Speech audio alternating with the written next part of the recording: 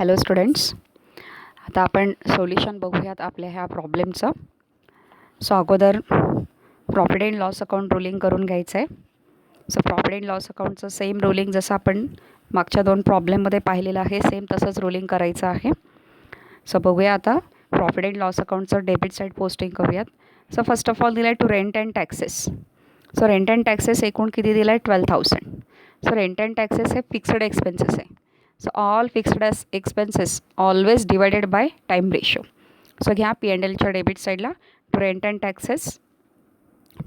Taxes ratio कॉलममध्ये लिहायचं आहे TR म्हणजेच टाईम रेशो. सो तुमचा टाईम रेशो किती आला आहे 1:2.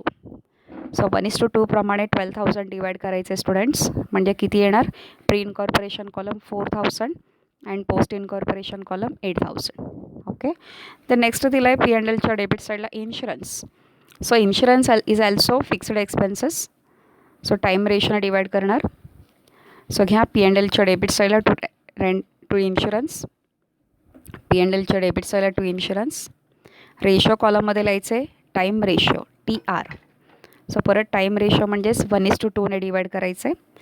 एकूण इन्शुरन्सची रक्कम आहे 3,000 आणि रेशोची टोटल किती येते 1:2 म्हणजे 1 + 2 3. 3,000 भागिले 3 म्हणजे एका हिशाची रक्कम 1,000. सो 1,000 गुणिले 1 प्री कॉलममध्ये, 1,000 गुणिले 2 पोस्ट कॉलममध्ये. ओके. नेक्स्ट दिलं आहे बघा students electricity charges. So electricity charges is also fixed expenses म्हणजेच टाईम रेशोने डिवाइड करणार. सो घ्या P&Lच्या डेबिट साईडला टू इलेक्ट्रिसिटी चार्जेस रेशो कॉलममध्ये लिहिणार टाईम रेशो TR. एकूण इलेक्ट्रिसिटी चार्जेसची रक्कम आहे 2,400.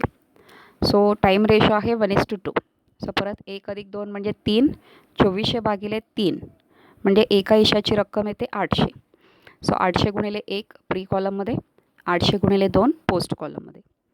ओके. तर नेक्स्ट दिलं आहे salaries. So salaries also fixed expenses. So P&Lच्या डेबिट साईडला टू सॅलरीज रेशो कॉलममध्ये लिहा TR टाईम रेशो आणि टाईम रेशो म्हणजेच परत 1:2 ने डिवाइड करायचं आहे. सो टोटल सॅलरीज आहे 36,000 आणि टाईम रेशोचं टोटल येते 3. 36,000 भागिले 3. सो एका हिशाची रक्कम येते 12,000. सो 12,000 गुणिले 1 प्री कॉलममध्ये, 12,000 गुणिले 2 पोस्ट कॉलममध्ये, म्हणजे किती घेणार 12,000 आणि 24,000. नेक्स्ट दिलं आहे बघा स्टुडंट्स डायरेक्टर्स फीज. सो घ्या P&Lच्या डेबिट साईडला to directors fees. So director हा कंपनीमध्ये असतो, म्हणजे हा कुठला खर्च झाला company expenses. Okay. So company expenses कधीही डिवाइड करायचं नाही, ते पूर्ण रक्कम पोस्ट कॉलममध्ये घ्यायचं आहे. सो लिहा रेशो कॉलममध्ये रेशो कॉलममध्ये लिहा CE company expenses. Directors fees ratio कॉलममध्ये लिहा CE आणि पूर्ण रक्कम कुठल्या कॉलममध्ये घ्यायचं आहे पोस्ट कॉलममध्ये 3,000. पूर्ण रक्कम पोस्ट कॉलममध्ये 3,000. नेक्स्ट दिलं आहे ऑडिट फीज. सो घ्या P&Lच्या डेबिट साईडला to audit fees. So audit फीजसुद्धा कंपनी एक्सपेन्सेस आहे. सो रेशो कॉलममध्ये लिहा CE आणि पूर्ण रक्कम पोस्ट कॉलममध्ये 1,600. ओके. तर नेक्स्ट दिलं आहे कमिशन. सो P&Lच्या डेबिट साईडला टू कमिशन. सो कमिशन कुठल्या रेशोने डिवाइड करणार सेल्स रेशो. सो रेशो कॉलममध्ये लिहा SR आणि तुमचा सेल्स रेशो किती आला आहे 3:7. सो 3 + 7 म्हणजे 10 आणि टोटल कमिशन आहे 6,000. सो 6,000 डिवायडेड बाय 10 म्हणजे एका हिशाची रक्कम येते 600. सो 600 गुणिले 3 प्री कॉलममध्ये म्हणजे 1,800 आणि 600 गुणिले 7 4200 पोस्ट कॉलममध्ये, म्हणजे किती घेणार 1,800 and 4,200. The next expenses is advertisement. So advertisement is also sales रेशोने डिवाइड करणार. सो घ्या P&Lच्या डेबिट साईडला टू ॲडव्हर्टाइजमेंट आणि रेशो कॉलममध्ये लिहा SR आणि सेल्स रेशो परत कितीने डिवाइड करायचं आहे 3:7 ने. सो एकूण ॲडव्हर्टाइजमेंट आहे 4,000. सो 4,000 भागिले 3 + 7 म्हणजे 10. 4,000 भागिले 10 म्हणजे एका हिशाची रक्कम 400. सो 400 गुणिले 3 म्हणजे 1,200 प्री कॉलममध्ये आणि 400 गुणिले 7 2,800 पोस्ट कॉलममध्ये. द नेक्स्ट दिलं आहे P&Lच्या डेबिट साईडला discount. So discount is also sales expenses sales रेशोने डिवाइड करणार. सो घ्या P&Lच्या डेबिट साईडला टू रेशो कॉलममध्ये SR आणि परत रेशो आहे सेल्स रेशो 3:7. 3 + 7 10. 3,500 भागिले 10 म्हणजे एका ईशाची रक्कम 350. सो 350 गुणिले 3. प्री कॉलममध्ये 1,050 आणि 350 गुणिले 7. पोस्ट कॉलममध्ये 2,450. नेक्स्ट दिला आहे P&Lच्या डेबिट साईडला ऑफिस एक्सपेन्सेस. सो घ्या to office expenses. So office एक्सपेन्सेससुद्धा टाईम रेशोने डिवाईड करणार. रेशो कॉलममध्ये लिहा TR आणि तुमचा रेशो आहे टाईम रेशो 1:2. सो 7,500 भागिले 3 म्हणजे एका ईशाची रक्कम किती येते 2,500. सो 2,500 गुणिले 1 प्री कॉलममध्ये, 2,500 गुणिले 2 पोस्ट कॉलममध्ये. त्याच्यानंतर नेक्स्ट आहे कॅरेज. सो लिहा टू कॅरेज. सो कॅरेज बघा कशासाठी करतो आपण carriage expenses? For transferring the goods in the market. म्हणजे शेवटी सेल्स एक्सपेन्सेस आहे. म्हणजे कुठल्या रेशोने डिवाईड करणार? Sales ratio. So carriage ratio कॉलममध्ये लिहा SR. टोटल कॅरेज आहे 3,000. सो सेल्स रेशो आहे 3:7. सो 3,000 भागिले 10 म्हणजे एका ईशाची रक्कम येते 300. सो 300 गुणिले 3 प्री कॉलममध्ये, 300 गुणिले 7 पोस्ट कॉलममध्ये. म्हणजे किती घेणार amount? 900 in pre column, 2,100 into post column. Then on next expenses is bank charges. So घ्या टू बँक चार्जेस. टाईम रेशोने डिवाईड करणार. रेशो कॉलममध्ये लिहा TR. सो टाईम रेशो आहे 1:2 आणि बँक चार्जेस आहे 1,500. सो 1,500 भागिले 3 म्हणजे एका ईशाची रक्कम येते 500. सो 500 गुणिले 1 प्री कॉलममध्ये, 500 गुणिले 2 पोस्ट कॉलममध्ये. Then next is preliminary expenses. So preliminary expenses students is a company expenses. कंपनीचा खर्च आहे म्हणून हा खर्चसुद्धा डिवाईड करायचा नाही, कंपनी खर्च. म्हणून ते पूर्ण रक्कम कुठल्या कॉलममध्ये दाखवायचं? पोस्ट कॉलममध्ये. सो घ्या P&Lच्या डेबिट साईडला टू प्रिलिमिनरी एक्सपेन्सेस आणि रेशो कॉलममध्ये लिहायचं आहे CE म्हणजेच कंपनी एक्सपेन्सेस. प्री कॉलममध्ये डॅश, पोस्ट कॉलममध्ये घ्यायचं आहे पूर्ण रक्कम 6,500. Next is bad debts. So bad डेट्सबद्दल काही इन्फॉर्मेशन दिलं, ॲडजस्टमेंट दिलं तर ॲडजस्टमेंटप्रमाणे डिवाईड करायचं आहे. जर ॲडजस्टमेंट काहीच दिलं नसेल तर सेल्स रेशोने डिवाईड करायचं आहे.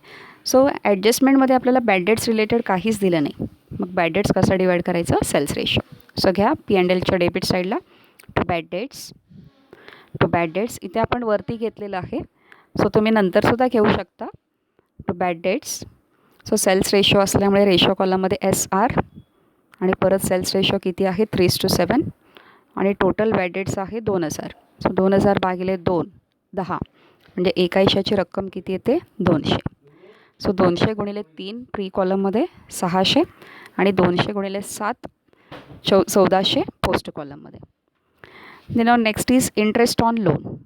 सो घ्या P&Lच्या डेबिट साईडला to interest on loan. Time रेशोने डिवाईड करणार. सो टाईम रेशो आहे 1:2. सो 3,000 1:2 ने डिवाईड करणार म्हणजे किती घेणार? 1,000 and 2,000. Okay. So finally net profit दिला आहे. नेट प्रॉफिट आपण फाइंड आउट करणार. म्हणजे कॅपिटल रिझर्व जर नेट प्रॉफिट प्री इन्कॉर्पोरेशनचं आलं तर त्या कॅपिटल रिझर्वला ट्रान्सफर करणार आणि पोस्टचं नेट प्रॉफिट कॅरी डाऊन म्हणून घेणार. सो दोन्हीही पिरियडचं जे काही नेट प्रॉफिट येणार ते किती असणार आहे? 60,000 असणार आहे. ओके. सो आता डेबिट साईड संपला. आता क्रेडिट साईडला काय आहे? Gross profit. So gross profit काय म्हटलेलं आहे? 1,55,000. सो नेहमीप्रमाणे ग्रॉस प्रॉफिट कुठे घेणार? प्रॉफिट अँड लॉस अकाउंटच्या credit side. Profit and loss अकाउंटच्या क्रेडिट साईडला बाय ग्रॉस प्रॉफिट कुठल्या रेशोने डिवाईड करणार? Sales ratio by gross profit. So ratio कॉलममध्ये लिहा SR आणि सेल्स रेशो आहे 3:7. सो 1,55,000 डिवायडेड बाय 10 म्हणजे एका ईशाची रक्कम किती येते? 15,500. सो 15,500 गुणिले 3 म्हणजे प्री कॉलममध्ये किती येणार? 46,500 आणि 15,500 गुणिले 7 म्हणजे पोस्ट कॉलममध्ये किती घेणार? 1,08,500. ओके. सो अशा पद्धतीने स्टुडंट्स आपण प्रॉफिट अँड लॉस अकाउंटचं पोस्टिंग केलं आहे. सो आता नेक्स्ट स्टेप काय करायचं? अगोदर प्री इन्कॉर्पोरेशन कॉलम क्लोज करायचं. जर प्रॉफिट आलं तर ते कुठल्या अकाउंटला ट्रान्सफर करायचं? Capital reserve. प्री इन्कॉर्पोरेशन पिरियडचं जर प्रॉफिट आलं तर कुठल्या अकाउंटला ट्रान्सफर करायचं? Capital reserve. आणि प्री इन्कॉर्पोरेशनचं लॉस आलं तर क्रेडिट साईडला बाय गुडविल म्हणून लिहायचं.